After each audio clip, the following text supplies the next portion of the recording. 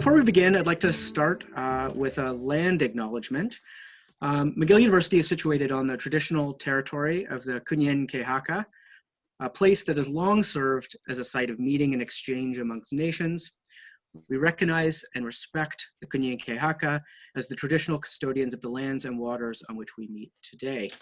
I should note that I'm actually calling in from the Okanagan Valley on the Similkameen Nation. Good afternoon, and welcome to what is the first part of our 2020 Beaverbrook Lecture, which we're having on the topic of surveillance capitalism, and is being hosted as a part of a launch event for our new Center for Media, Technology, and Democracy at McGill. My name is Taylor Owen. I'm the director of this new center and the Beaverbrook Chair in Media Ethics and Communication at the Max Bell School of Public Policy at McGill. And thank you all for joining us today. Just a bit of background, the Beaverbrook Lectures are an annual public event at McGill that explore media, ethics, and democracy, and they're supported by the Canadian Beaverbrook Foundation. Past lectures in this series have been given by Angela Davis, Al Gore, Seymour Hersh, Naomi Klein, and Gore Vidal. It's my absolute pleasure to introduce today's speaker, the Charles Edward Wilson Professor Emerita at Harvard Business School, Shoshana Zuboff. Shoshana is the acclaimed author of the award-winning 2019 book, The Age of Surveillance Capitalism, The Fight for a Future at the New Frontier of Power. It's hard to overstate, I think, the book that the impact that this book has had. Shoshana has brought a broad economic theoretical grounding to what was often a very disjointed discourse connecting the nature of our digital technologies and our technological infrastructure and the effect it was having on our democracy and our democratic society. She gave this sort of grounding to that discourse. And I personally have just learned a tremendous amount from this work. And like all big, ambitious, important academic works, I think it's challenged and enabled us to look at the world differently. And for this, it's just had a tremendous impact.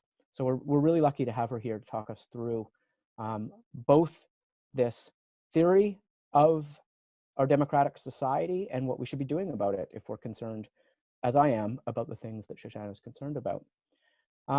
So we will have a lecture for the first half, and then we will conclude with a conversation and a question and answer session moderated by McGill's own Jonathan Stern, the James McGill Chair in Culture and Technology at McGill University and professor in the Department of Communication Studies. So Shoshana, a truly warm welcome. I wish I could say to Montreal and to Canada, but at least to our digital community. So welcome. Thank you so much, Taylor.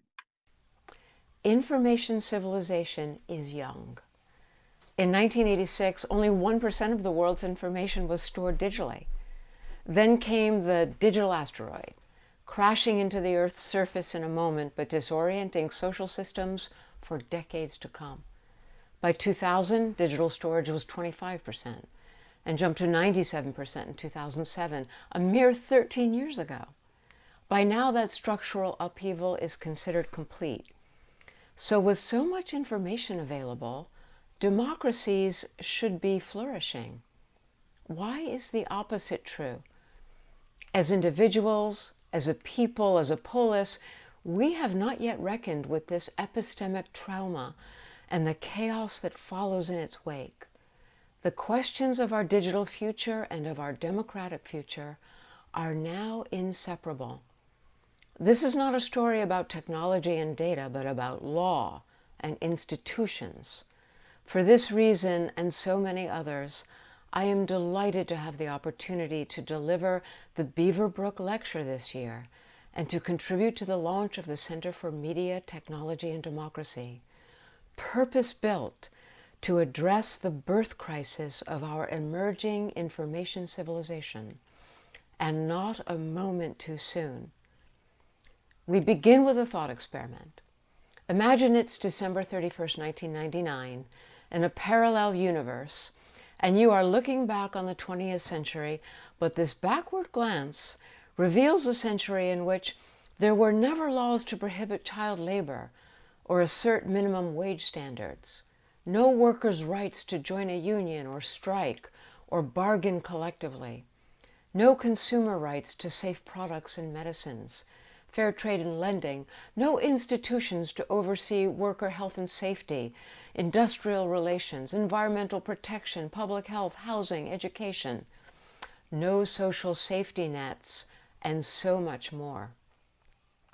Instead, each company was left to decide for itself what rights would it recognize, what policies and practices would it employ, how would its profits be distributed.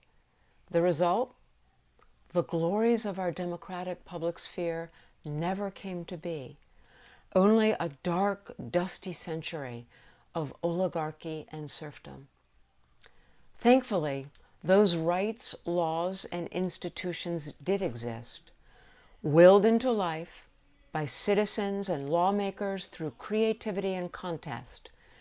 Their aim was to ensure industrial capitalism proceeded under the rule of law, tethered to democratic principles and the authority of democratic governance. At the dawn of our digital century, 2 decades ago, fledgling startups, run by young geniuses, promised to lead us into a resplendent and more democratic future. Instead, they invented and deployed a new economics that I have called surveillance capitalism. Today, surveillance capitalists own and operate the internet. They've hijacked the digital as the Trojan horse for economic operations designed as secret and illegible, that flourish in the absence of public comprehension, law, and democratic contest. Their financial success drove a speedy transformation from young innovators to immensely wealthy surveillance emperors, as the vast lawless regime of the digital became the landscape in which companies ruthlessly battle for information dominance, reenacting earlier epics of invasion and conquest, empire building in the physical world. During these last months of tragedy, expressed in illness and death, expressed in economic misery, we have come to share more than our vulnerability to a mysterious virus. We are more aware than ever of our shared membership in an emergent information civilization, more deeply alert to the ways that we live and die by information. We share anxiety and dismay as the remote conditions of life and work increase our families' dependence upon surveillance capitalism's products and services. We share a sense of menace and disorientation as the same corporations enable and profit from a rising tide of disinformation, misinformation, hate speech, and incitements to violence. We share suspicion and mistrust when threats to our health are exploited as opportunities for pervasive and intimate public and private datafication and oversight of our bodies. A recent survey from Gallup and the Knight Foundation plainly demonstrates that Americans now regard these harms as intolerable. Their views are testimony to the woeful misalignment of supply and demand in a surveillance economy.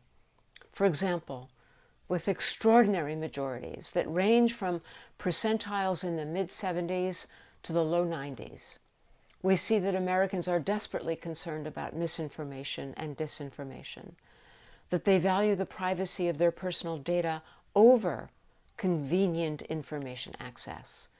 They say that the major tech companies have too much power. They have little or no trust in social media companies.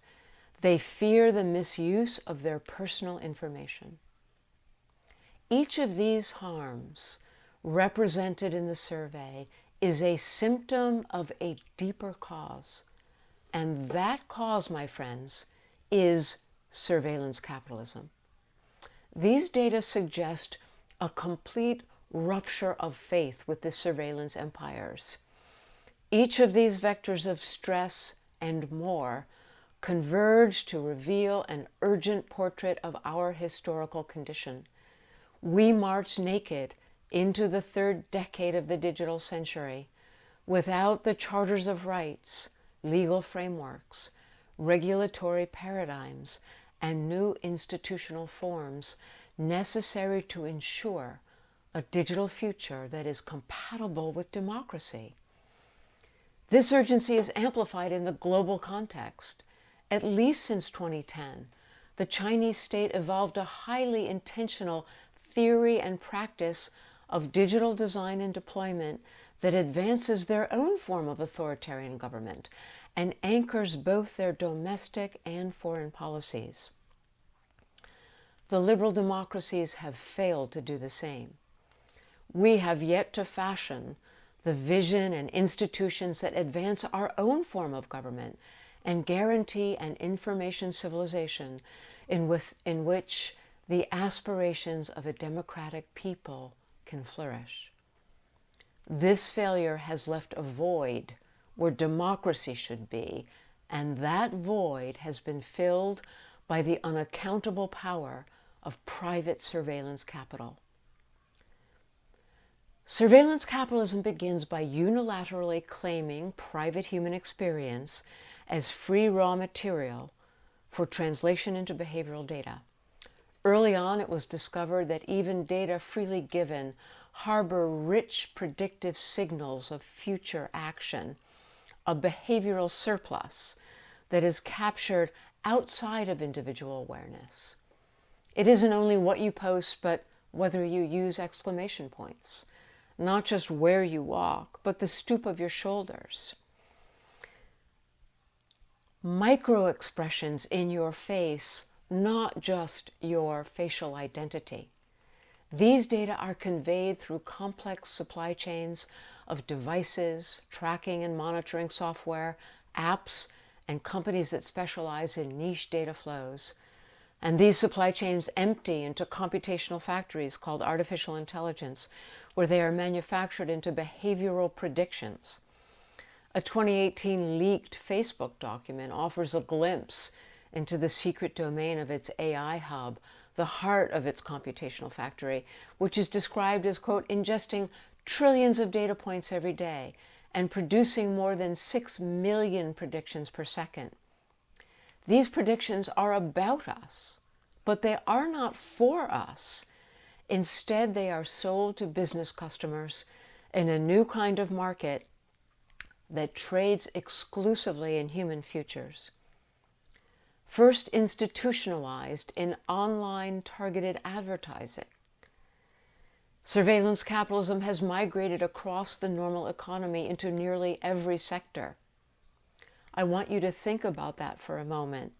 Surveillance capitalism and all of its harms for the sake of something as profane, as quotidian, as online targeted commercial advertising.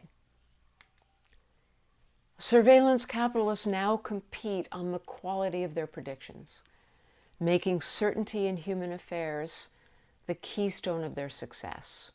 Okay, so this new form of trade has actually birthed some of the richest and most powerful companies in history. Surveillance capitalism's economic imperatives were refined in this competition to sell certainty. Early on, it was clear that machine intelligence must feed on volumes of data, competing on economies of scale in data extraction. Eventually, it was understood that volume is necessary but not sufficient. The best algorithms also require varieties of data, economies of scope. Surveillance capitalism wants everything: your home and what you say and do within its walls, your car, your medical conditions, the shows you stream, your location, as well as all the streets and all the buildings in your path, and all the behavior of all the people in your city. They want your voice, and they want what you eat and what you buy, your children's playtime and their schooling, your brain waves, your bloodstream. Nothing is exempt. Eventually, it was discovered that the most predictive data of all come from intervening in behavior to tune and herd and modify action in the direction of commercial imperatives.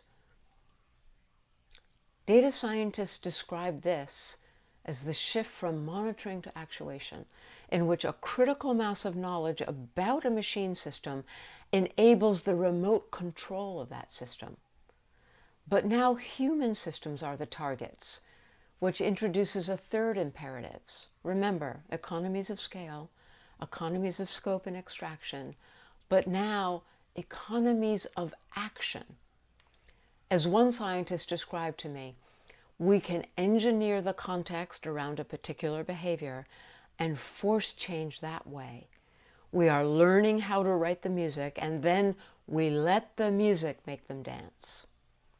The music is not rhythmic, but algorithmic. The instruments are digital. The dancers are us. This new power to make them dance does not employ jackbooted soldiers to threaten terror and murder.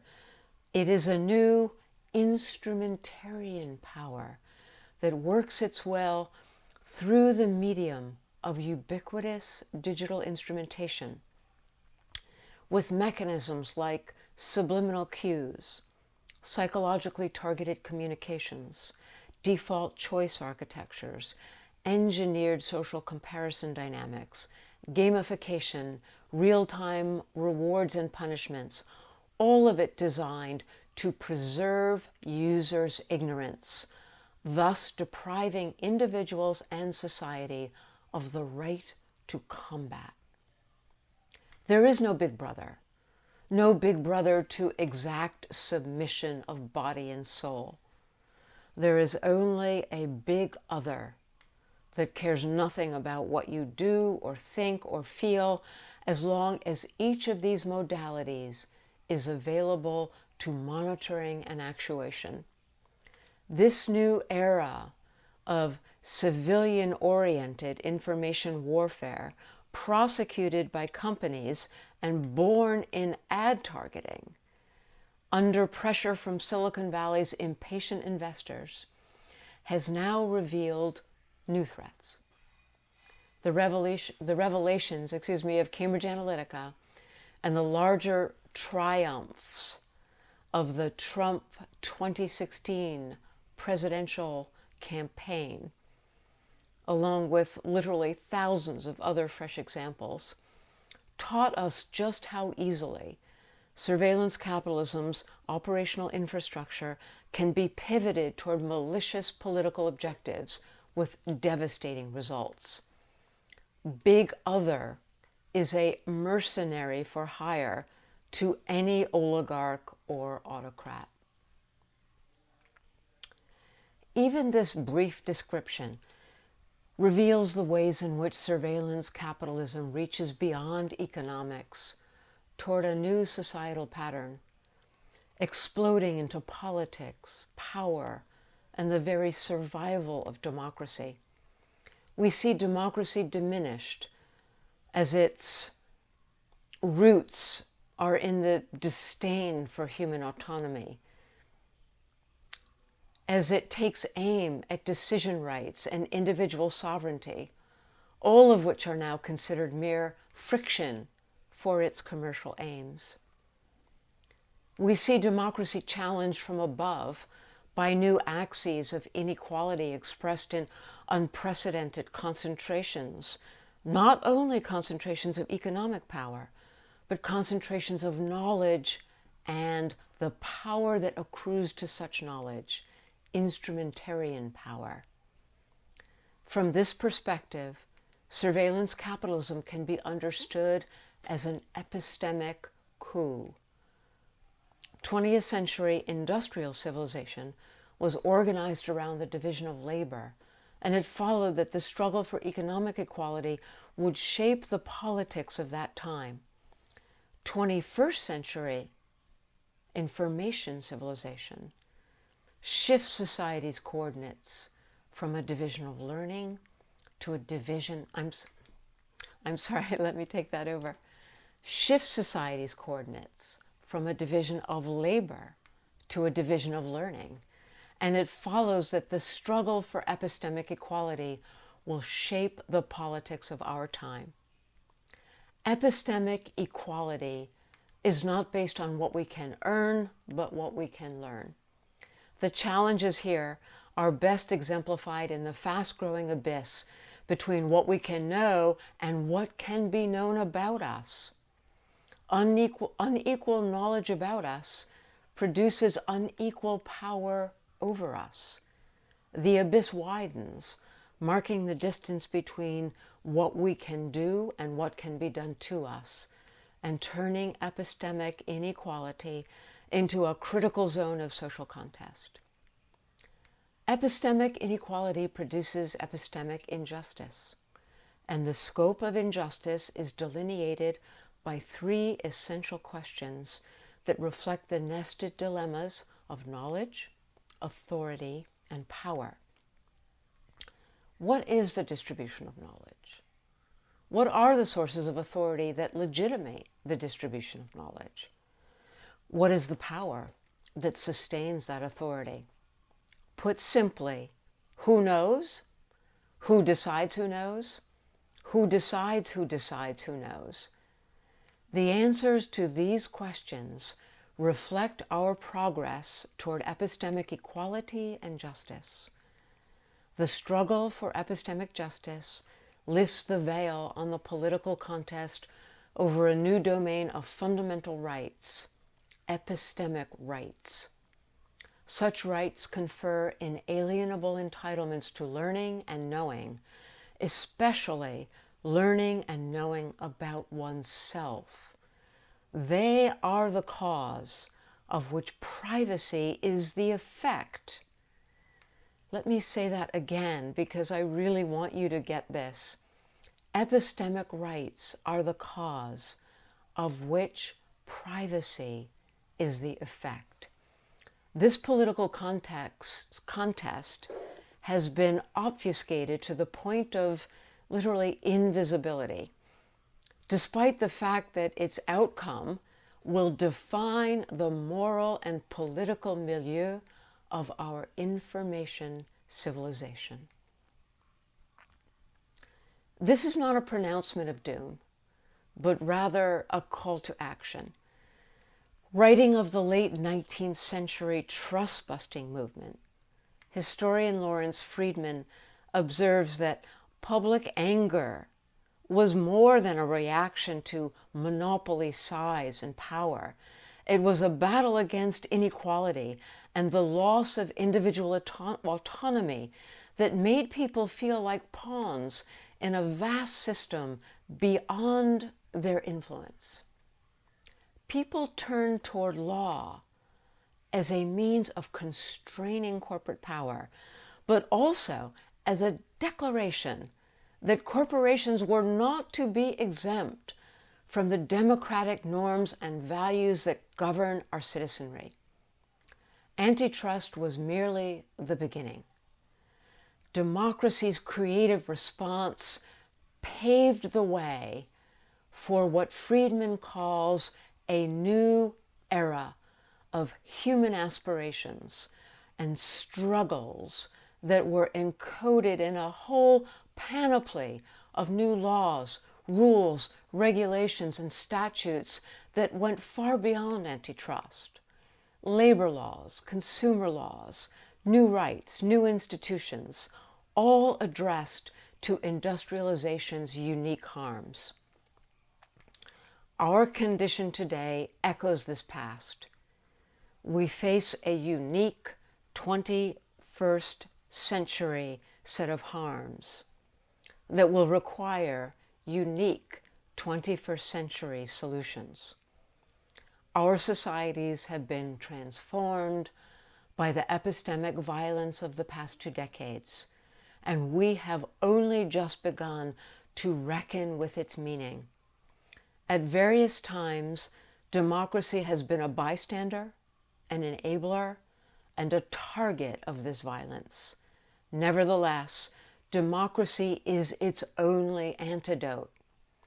This this contradiction produces paralysis and even cynicism, because we're in the strange position of having to call upon a source of power that is itself under siege.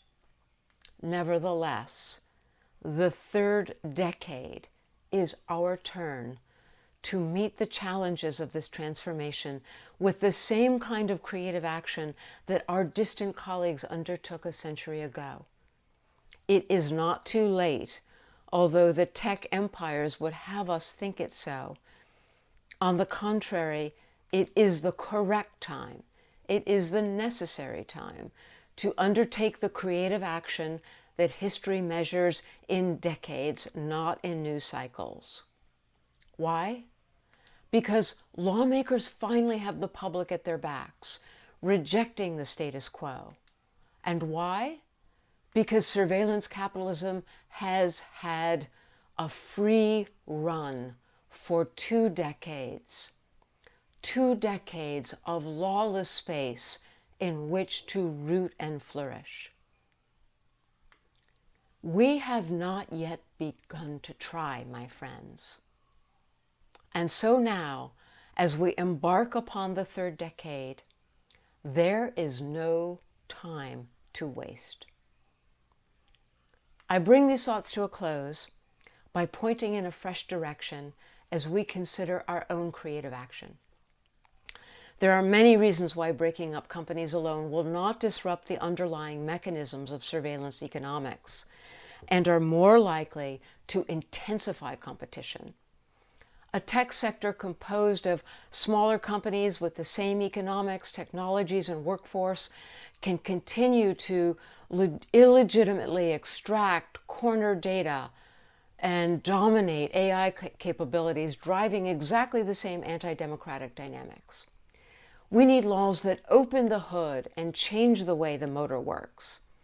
There are significant opportunities both when we look upstream to supply and downstream to demand. When we look at supply, we see that epistemic inequality is built on the illegitimate theft of private experience and its fictional commoditization as proprietary information assets. We are at the moment in the material development of information civilization when once elemental epistemic rights must be codified, establishing lawful boundaries of individual sovereignty. All conversations that begin with negotiations over data have already forfeited these rights. We don't negotiate over how many hours a day a child can work in a factory.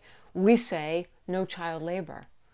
Rights-based constraints on the continuous and omnivorous collection of human-generated data will alter the foundations of the digital economy, undercutting the entire project of targeting, which cannot exist outside the power structure of surveillance capitalism.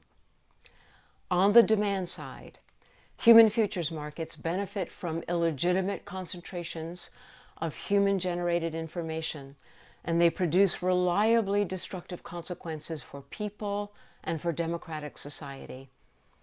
Democracies have outlawed other markets that produce reliably dangerous and anti-democratic consequences.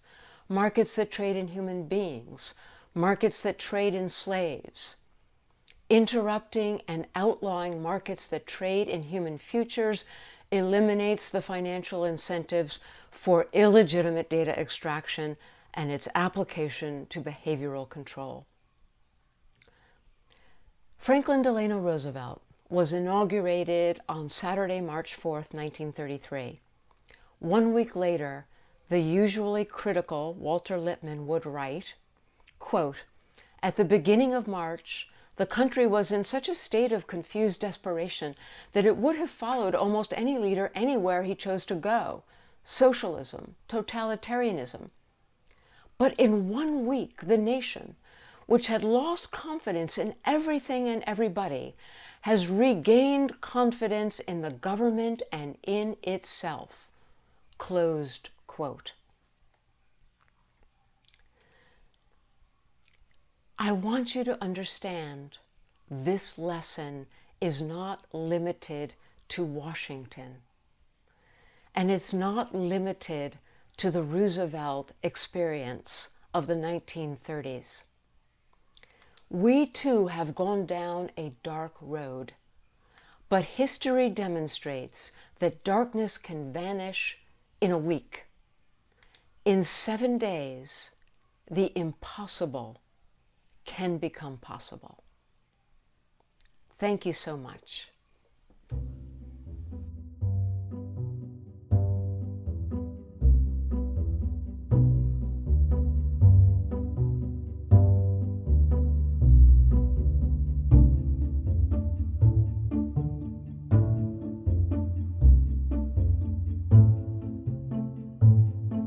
Well, you know, in the book, I draw some parallels in the sense of the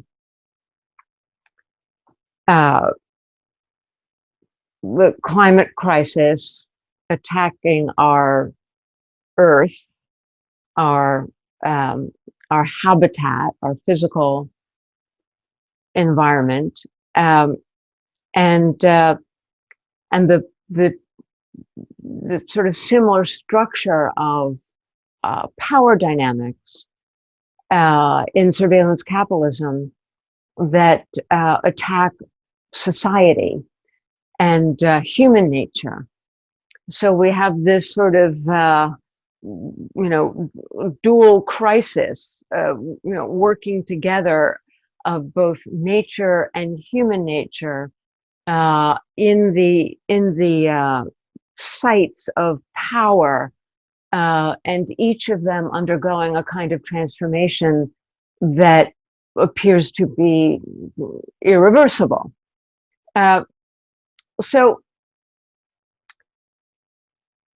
that, so that's the sort of big framing. There's another issue I think that's worth mentioning, however, and that gets into the nitty-gritty of surveillance capitalism, and that is, we talked about in the year 2000, only 25% of all information was digital. By the 2007, it was 97%, and it goes from there. This huge, sudden, very rapid wave of digitalization has largely been driven by surveillance capitalism, especially in its political accommodations with the state, with the intelligence communities and so forth, which I write about. Now, we've talked about the fact that these huge volumes of data are essentially, filtered into these private supply chains, and they go to private factories where they are analyzed and manufactured into products that aid private aims, private commercial aims that are about as narrow as you can get. Aiding the private aims of online targeted advertising. It's really the ridiculous and the sublime being all of these violations of individuals and of society and of democracy for the sake of something as profane and trivial as online targeted advertising is truly one of the absurdities of our time. Nonetheless, that's a fact. So all of these huge concentrations of information that we're talking about are all going to this, this tiny bullseye for a few companies amassing huge market capitalizations, their business customers profiting from this in their business, in their operations and in their revenue and in their profits. But this was supposed to be the digital century. And the digital century was supposed to be the paradise of democratization, where we were finally going to have so much information to solve our big problems. And instead, we have all of this so-called big data that people were talking about for such a long time. But this big data is not for us. It's not to solve the climate crisis. It's not to solve the problems of disease and cancer. It's not even to solve and address the things that individuals really have issues with. You know, how do I get my kids a better education? How do I get better health care? You know, how do I, you know, balance and the demands on my life? How do I find occupations that are not only stable but remunerative and add value to my life? All of these things that plague us as human beings. How do we solve the problems of racism and poverty and hunger? This is not what we're using all these data for. So now we have these companies that have an iron lock on data and an iron lock on the AI capabilities to analyze data, but it's not for society. So this is a huge, like, structural crime, if you will, that is a fact of life for all of our societies. And part of the reason that we're not making greater progress and more quickly, you know, obviously everybody understands there's huge political impediments, but we also have these impediments when it comes to data and data science, because our assets and our capabilities right now are organized for the benefit of surveillance capitalism, not for society, not for the world.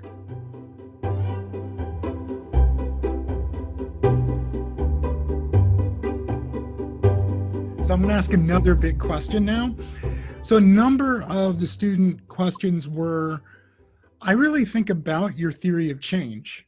So some were like, what can we do personally? Is there a way to avoid being sort of sucked up in this vortex? Somebody in the online thing was like, do you enable location services on your phone? Some are asking, what incentives can we give companies? Some are asking, how can governments regulate? And I think if you put all that together, the real question here is like, what is your theory of change? And I want to push back on your child labor example as what I think is part of the problem right now, which is that most regulation is at the national level. So it is true that, for instance, Apple does not use child labor in their United States operations, but their subcontractors have, and that's well documented. Kate Crawford and Vlad Joler tell the story of Intel trying to find out if they were using conflict minerals in their manufacturing, and it took them 4 years to trace their supply chain. So it seems like national regulation and national governance is certainly important, but it's only part of the story. So I'm curious, when you say like we should be organizing around, for instance, a right to private experience, a right to a future tense, sort of what's your theory of change? How do we get from here to there? Because of course the story you told about the progressive era, while a great example, obviously the institutions in the world's a little different now, and the problems are slightly different. So how do you see what parts of that story are still relevant and what else needs to be done? You know, I think the stories are very relevant. The point about child labor, anytime you have a law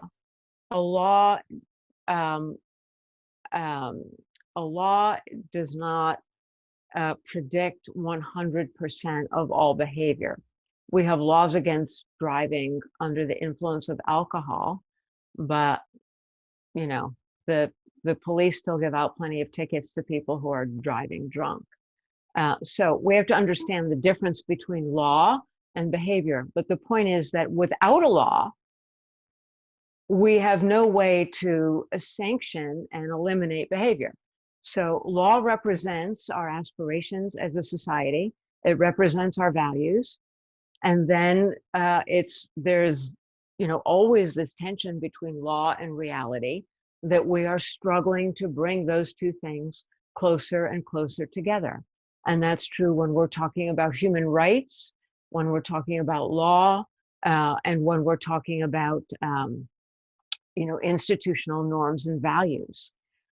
So we can see how vulnerable we are when all we have are norms.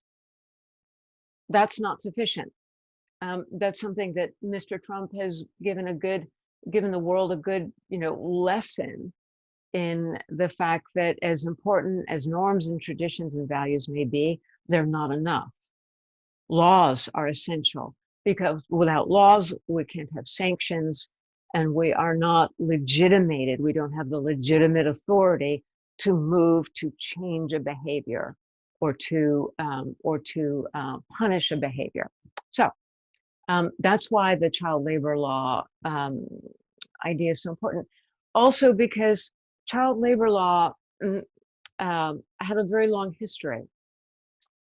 Progressive groups began at the state level, and they were creating statutes at the state level. And of course, factories can move to a different state. And it was a long process of these state statutes and the back and forth struggle with business before there was a recognition that this is a value that we share as a democratic community, not just at the state level, but in our republic. And therefore we need national laws, we need federal laws. And so these things that I'm describing to you are all part of my theory of change. The necessity of law over self-regulation, where we ask people to simply hold themselves to certain norms and values. I believe we are far past the day when anything like that is something we should be holding out any hope for. And also the idea that law is a process, that sometimes it begins more at a local level, at a state level, at a provincial level, and we grow the consciousness, we grow the public consciousness through public education and through dialogue and through larger and larger collectivities of public action. And eventually that brings us to a larger national consensus and even an international consensus on the kind of law that we as democratic publics insist upon.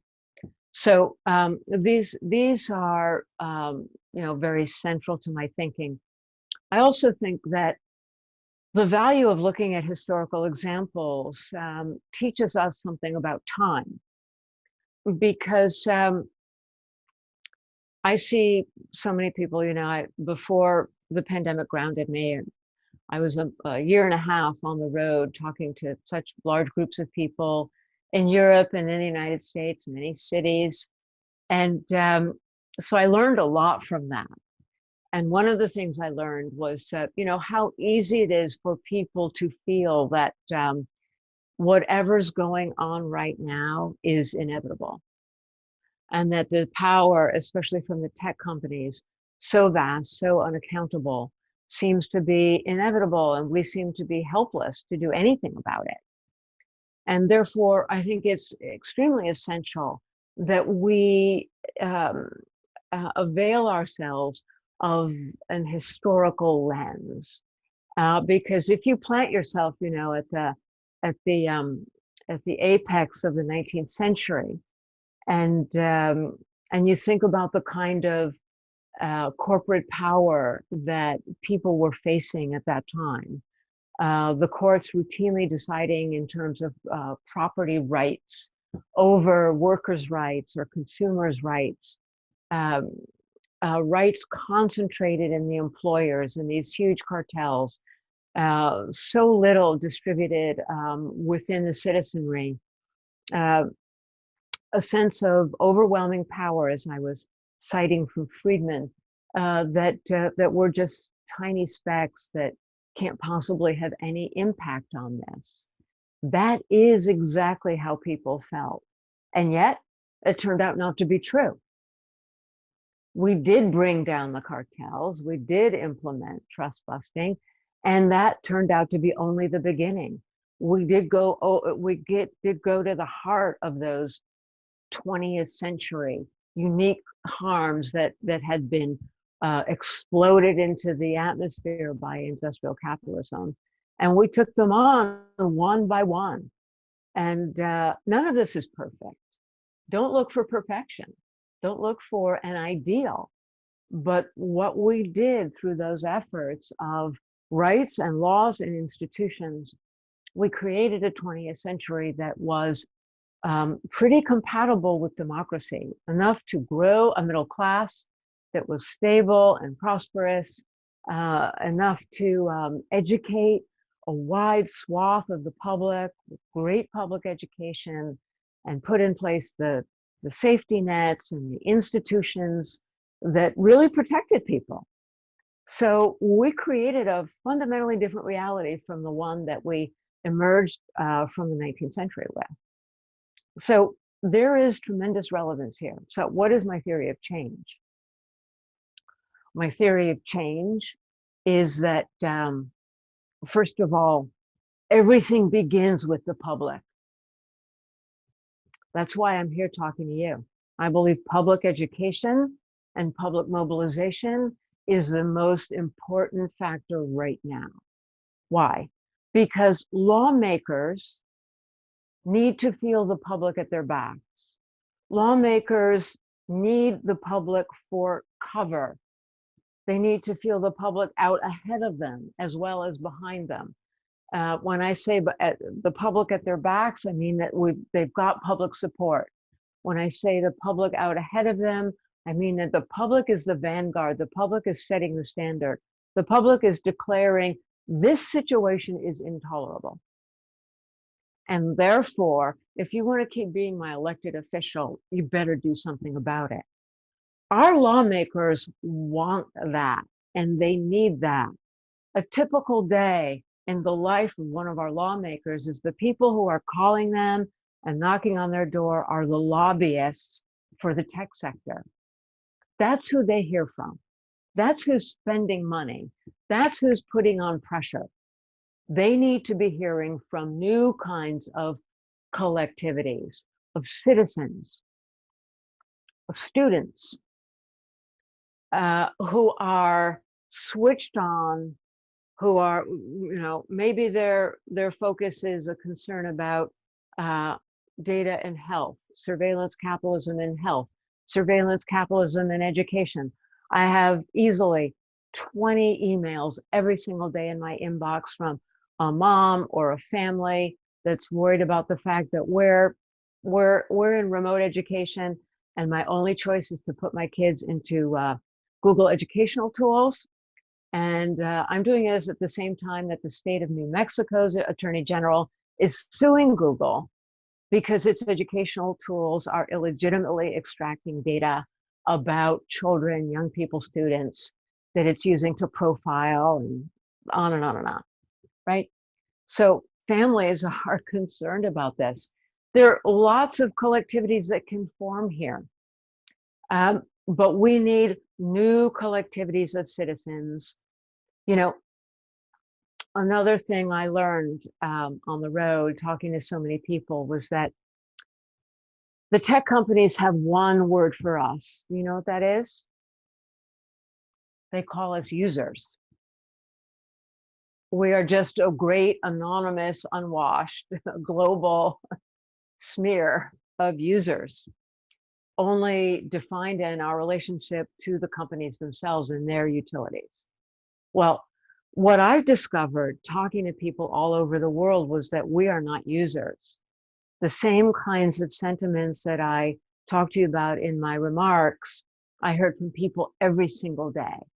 And I learned that we are no longer users. We are citizens of democratic societies coming into a sense of awareness and ownership of our power, the power derived from our shared political and social and psychological and economic interests in these harms, and that we want to change them.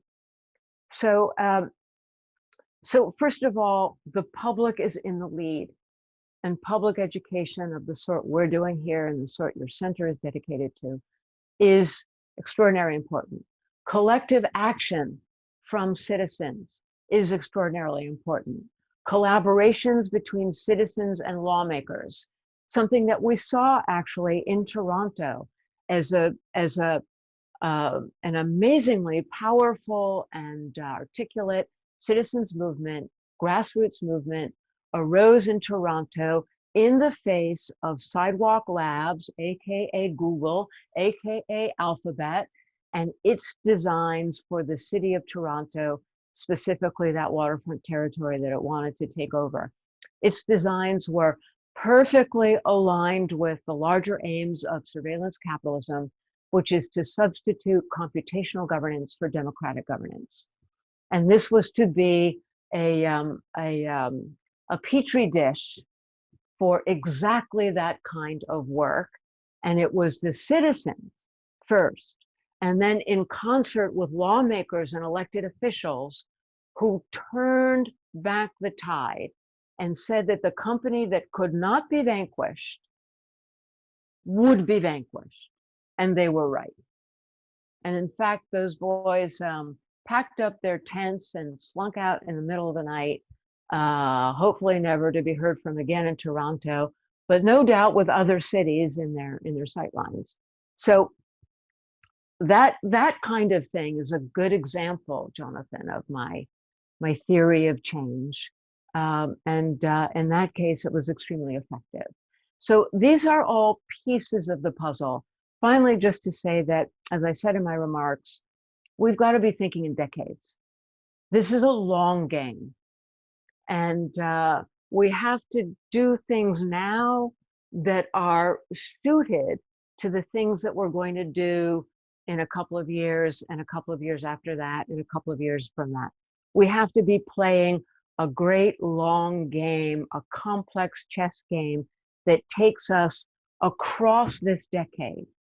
Because I do believe that if we move through the third decade and we're as naked at the end as we are at the beginning, then the way back is going to be far more difficult than it is today.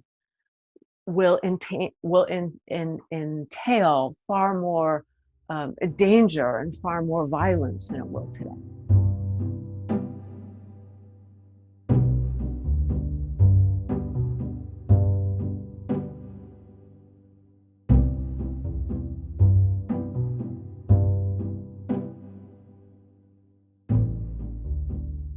Those are such good questions. Thank you. You know, I want to tell you this tiny little story about that, which also goes to the whole theory of change thing. You know, when I'm just going to stand up for a little bit. We're going to adjust the camera. Epistemic rights, sanctions. Absolutely. That's why we need law, so we can have sanctions, so we can have law enforcement. You know, if my Fourth Amendment rights are violated in my country, I have access to lawyers and to courts and the implementation of sanctions. So, and that's true for all of my juridical rights. And so, yes, absolutely, I'm looking for the kinds of laws that protect our rights, that take our rights and to knowledge and put them under the authority of democracy and democratic governance. And that means law enforcement, absolutely critical, and in a meaningful way. You know, remind me, Jonathan, what was the second piece there? I didn't write it down. That's okay. The second one was whether there are existing laws already that protect epistemic rights. Yeah. Okay, existing that we can okay. already make use of. Okay, so I want to tell you this one other thing before I tell you about that. Many years ago, you know, I'm going to say it was maybe the year 1970, something like that. I was watching a popular news program in the evening, I think, making dinner or something. And I lived in the village at the time, and this little apartment on Bleecker Street. And I was watching the news, making dinner, and there was a Harvard law professor, Alan Dershowitz, was on the news, and he was being interviewed about marijuana and drug laws. And his point of view was marijuana should become legal. We have to legalize marijuana, and then all of this goes away, and that's the answer. And I remember thinking, Dershowitz, you must be crazy. You must be out of your mind. No one is ever in this country going to agree to legalize marijuana, from the perspective of 1977. That's why having a long view is so important, because you start talking about things now that are true and that are real and that are important. And even though they may seem like way beyond our reach now, it's really interesting how quickly they become discussable, how quickly they can become part of the conversation, and how quickly they can become within our reach. That's another aspect of my theory of change, Jonathan, and why I talk about epistemic rights and epistemic equality and epistemic justice, because the whole evolution of rights moves like this. We begin with rights that are just natural, what I call elemental. We take them for granted. Like, for example, I sit down and I stand up, and I can do that just because, my body works well enough to do it. I don't need a right to sit. I don't need a right to sit. And there was a point in the material development of society where I didn't need a right to speak. As long as you're, physiologically okay, you can open your mouth and sound comes out, you speak. It's an elemental right. No one needed a right to speak. It was only at a certain point in the political and material development of society that the right to speak could be contested and therefore needed to shift from being elemental to codified as a juridical right. So this is an historical process. You see what I'm saying? So the point with epistemic rights is that we are now at a point where elemental epistemic rights are under attack in a hugely aggressive and violent and pervasive way. Only now has that been possible, because without the digital, without the architecture of the digital, without instrumentarian power, this simply would not be possible. So this now is the moment in history where this is critical.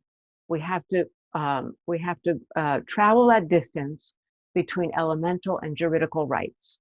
Now, you ask, is there anything that's already along these lines? Answer, absolutely yes. Let's talk about the right to be forgotten. The right to be forgotten was discussed, in my view, along erroneous lines. When the tech executives heard about the decision that was handed down on the right to be forgotten, they said the European court made the wrong decision. They came down with the wrong emphasis on the difference between the right to be forgotten and the right to know. That's how they framed it. And they framed for themselves, for the companies, like, we should have an unlimited right to know, and citizens should have a limited right to be forgotten. That's how they claimed it. So in other words, they saw epistemic rights as something that were all on their side. They hoarded epistemic rights. Well, in fact, the right to be forgotten was not the opposite of an epistemic right. The right to be forgotten is an epistemic right. What the High Court actually did, what the European Court actually did, was they looked at epistemic rights Who has the right to know about a person's past? And they decided how they were going to distribute the rights to know about a person's past. And they said, no, companies, you do not get to hoard those rights. Individuals also have rights about their past to decide who knows. And that deciding who knows means deciding how information about my past is shared, or if it's shared at all. So the court looked at this as a problem of epistemic rights and redistributed epistemic rights between the plaintiffs and the defendants, coming up out of all of that with the right to be forgotten as a subset of epistemic rights. I've written a scholarly article about this, but this is, I think, the actual way we need to understand that. And so in that sense, it's a really important thing, because it means that the right to be forgotten was not some kind of, standalone, great thing that the court did, but it just sort of stands out there all by itself. In fact, it was the first in what will be, I predict, a long line of very important court decisions that help us travel this distance from elemental epistemic rights to juridical epistemic rights.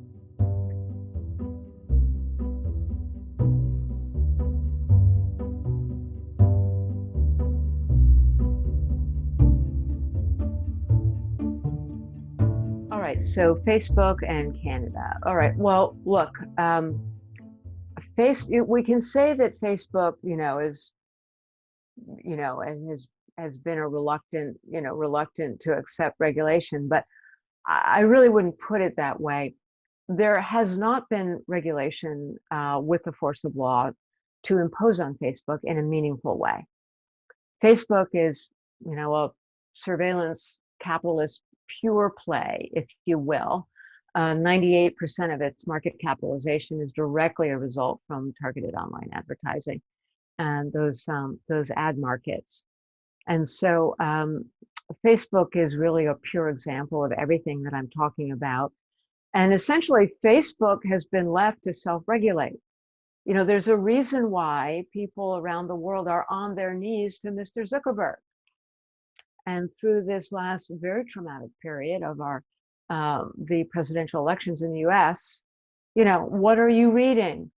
Please, Mr. Zuckerberg, stop the QAnon postings. Please, Mr. Zuckerberg, hold the political advertising to the standards of fact-based truth. Please, Mr. Zuckerberg, stop these bad boys from telling everybody to show up with guns. Please, sir, please, sir, please, sir. What are we doing? This is fundamentally intolerable. Democracy needs to be standing up to a set of economic operations that at this point in time can do whatever they want. And when it comes to Facebook itself, as I've written about, the day that Facebook went public, here's what happened. We took one young man and we put him in sole charge of what was to become and was already becoming, this is 2012, the most consequential form of global communications. So without Mr. Zuckerberg enjoying the legitimacy of a democratic vote, no one elected him, without him being constrained by any form of corporate governance, because he controls all the voting shares, we put him solely in charge of global communications and all the information locked inside those networks. This is bound to be a form of insanity that ultimately society would pay for. We're paying for it now. We fix it with law. We don't say, please, sir.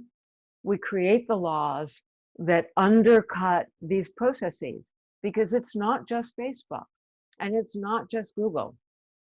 Amazon's implicated, Microsoft is implicated, Apple is implicated. There are many other huge corporations that are implicated, and very substantial, large ecosystems of smaller companies. Virtually every app that exists, every product that begins with the word smart, every service that begins with the word personalized. And of course, now we see surveillance capitalism migrating through the normal economy, whether it's insurance and retail, health, education, finance, every sector. So law is where we have to be, and that's what's going to move us forward. With law, we understand rights, and we understand we need the institutions to oversee and maintain. But that's where we are now, and that's why I say this is a problem for which only democracy is the antidote.